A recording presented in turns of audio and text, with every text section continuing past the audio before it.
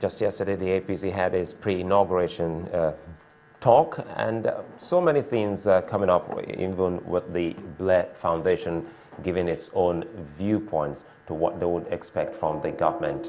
Now, joining us to look at agenda setting for this incoming administration is Mahmud Othman. He's a public affairs analyst. Good morning, and thanks for joining us.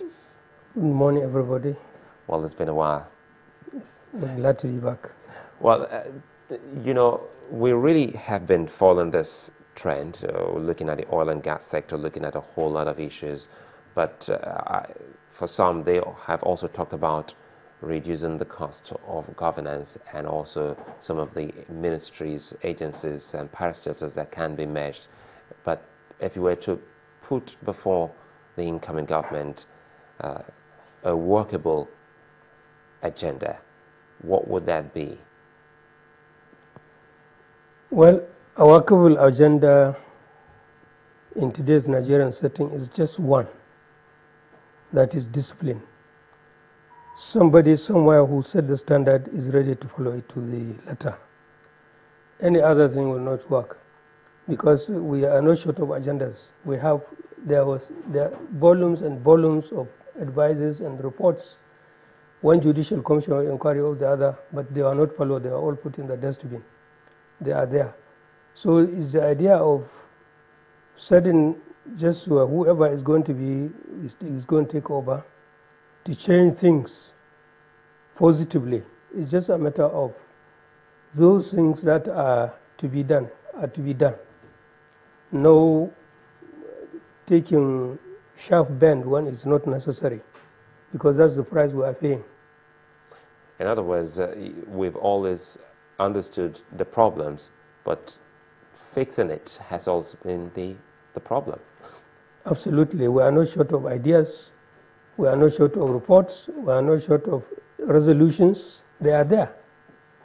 But those people who have political will are not in a position, or they just shy away, or they are just allergic to performing their duties.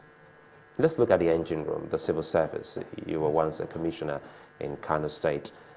Do you think that the Nigerian civil service needs to be rejigged? Well, Nigerian civil service, like all other Nigerian institutions, they are all victims of bad leadership.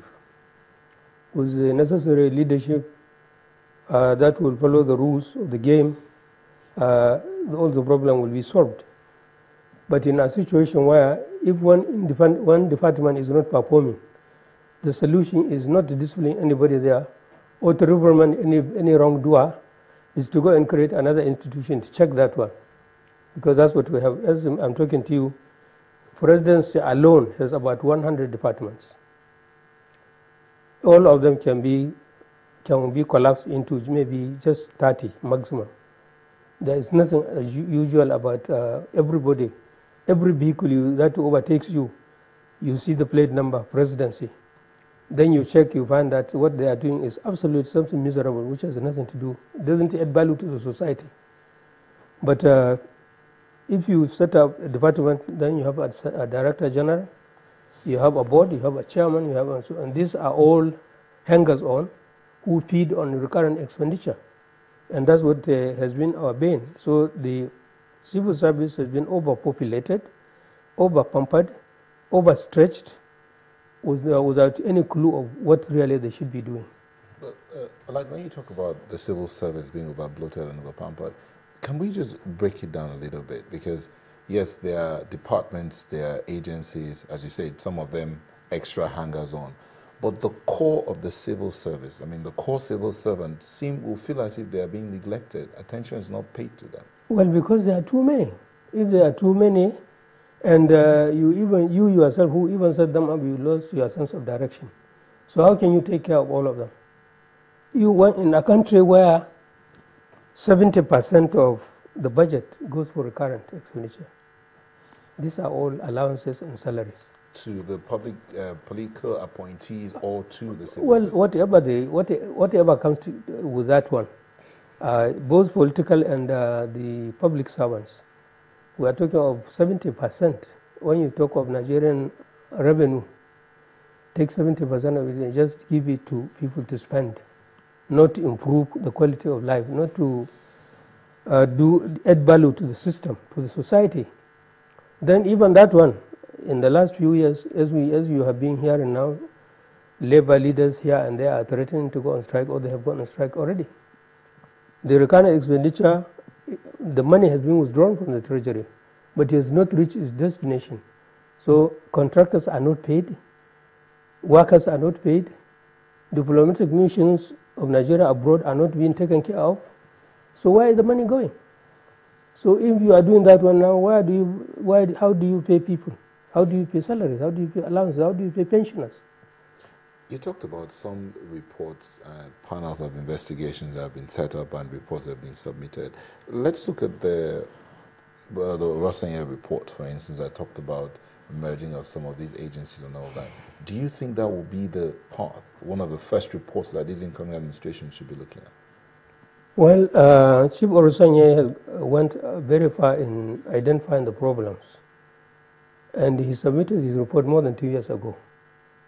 And nobody in the government, from the president down, actually the buck stopped on the president's table. The president didn't have the political will to implement it. They are all scared. Why? Because they don't want to see some people, some of their popular, some of their anointed ones lose their jobs if they merge one department or the other, or they bring a series of departments under our leadership. So those people who are on the periphery think that they are going to suffer. Therefore, nobody wants them to suffer. So that's why everybody kept quiet. Now, when you are talking of reports, the latest report is the report of the National Conference. That report, in a very big ceremony, was handed over to Mr. President on 21st of July, 2015. From 21st of July to date, we are talking of... I think you meant to say. Yeah, 2014. Sorry, 2014. Now, the report was in 3 sections. That section that needs constitutional amendment, a section that needs just parliament, acts of parliament, another one just presidential piet.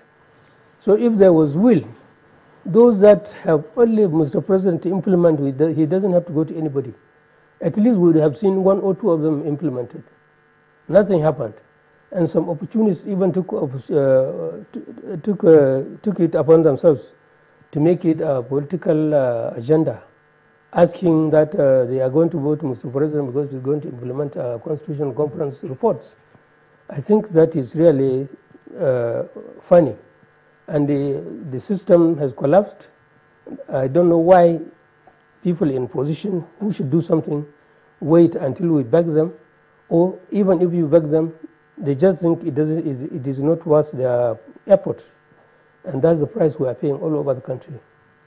Now, some people would say, I mean, when you were asked, the first thing you said is about instilling discipline. That's, it was same for you, is what you need, what Nigeria needs currently.